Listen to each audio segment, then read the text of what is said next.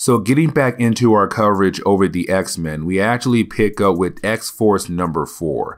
Now with this book right here, right off the bat, we are reminded about how there is a new organization out there that is basically trying to find different ways to get rid of Charles Xavier and get rid of the new mutant nation. Now with that being said, back in X-Force number 1, they were able to actually kill off Charles Xavier. But because Charles Xavier had built a system known as the Five as a way to bring a mutant back to life, he was brought back to life once again to lead the mutant nation. Now, this new organization we see right now is attacking one of the different centers that Charles Xavier had built across the world. Now, this center is basically used as a way to distribute the medicine that Charles Xavier and the mutant race have made. Because remember, at the very beginning of House of X and Power of X, we learned that Charles Xavier was able to make some kind of medicine that gives humans an extra 5 years to live.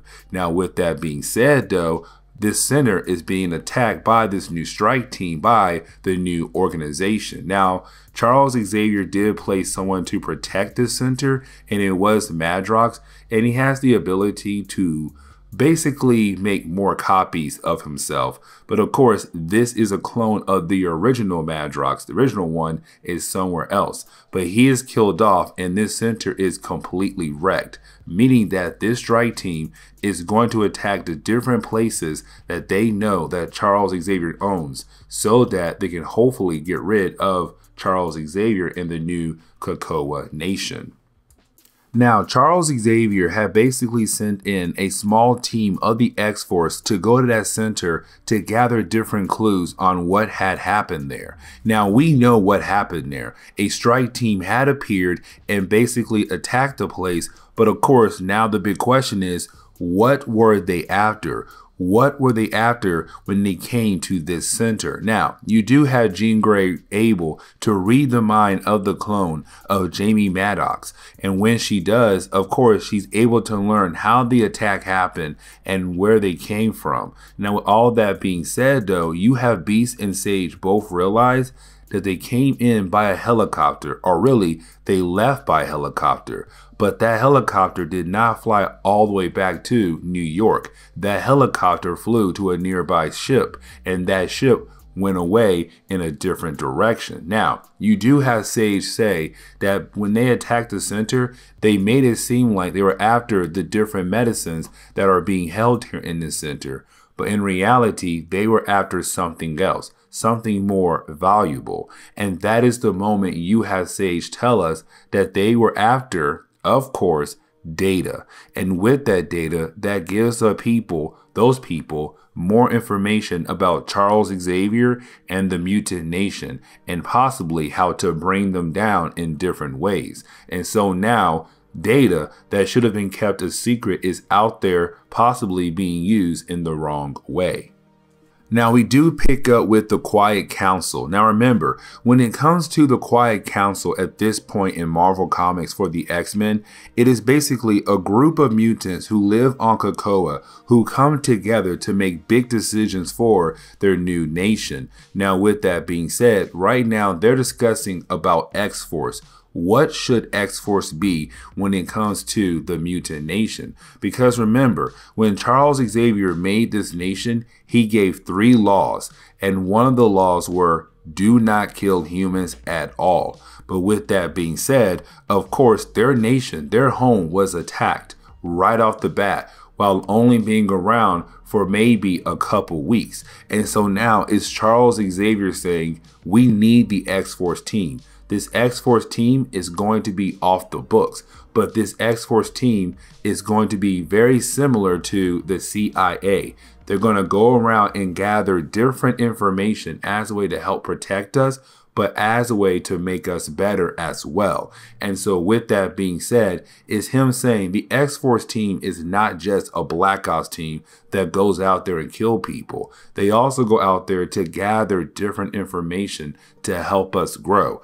And so all that being said is really the Quiet Council saying, we need the X-Force team. But if we're going to have the X-Force team, they have to be prepared for what to come down the road. And so you do have more of the X-Force members like Kid Omega, Wolverine, and Domino go meet up with Forge. Now, when it comes to Forge, Forge is basically Iron Man. Like, his mutant ability gives him the ability to make different weapons or tech for the X-Men and other people in the world. And so in reality, he's really just Iron Man thanks to his mutant ability. But either way, you do have our three characters coming to him to get some weapons because they know their next mission, they're going to have to fight against some heavy forces. But of course, they need some weapons to help them out. Now, of course, Wolverine's kind of like, dude, I got claws, I'm good. Kid Omega, I got my powers, I'm good. But Domino, she's the one who wants all the weapons that Forge can give her. Now, these weapons are being made out of COPPA technology. And so with that, it's Forge saying these weapons are very powerful. These weapons can give you the edge, but you have to use them correctly if you want to win your battle. And so with that, it's Domino wanting to get revenge against this evil organization. Because remember, this evil organization, in the beginning of our X-Force coverage, they kidnapped her. They took her hostage, and then they cut pieces off of her as a way to add to their soldiers so their soldiers can get past COPPA technology security. But either way though, this is X-Force saying they're about to go full on and hopefully bring down a good chunk of this new organization.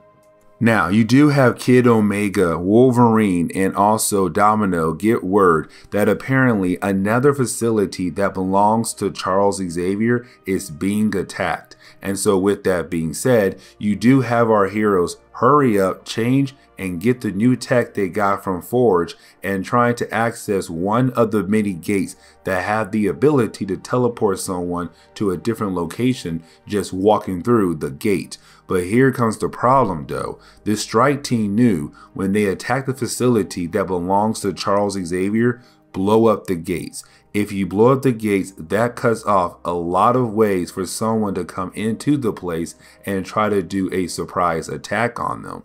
And so the strike team plants bombs on their gates. But right when Wolverine and Kid Omega are trying to use their gate on their side, that is when the strike team blows up the gates. And so it cuts Wolverine and Kid Omega in half.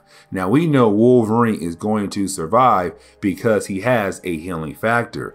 But when it comes to Kid Omega, he does not have a healing factor. And so with that being said, he dies right there. But Domino, who's still on the other side of the gate, she sees Wolverine's legs and she knows what they just did on that other side. They blew up the gate. And now the problem is Domino has no way to get over there to hopefully stop them before they're able to gather more information on Charles Xavier and the Mutant Nation.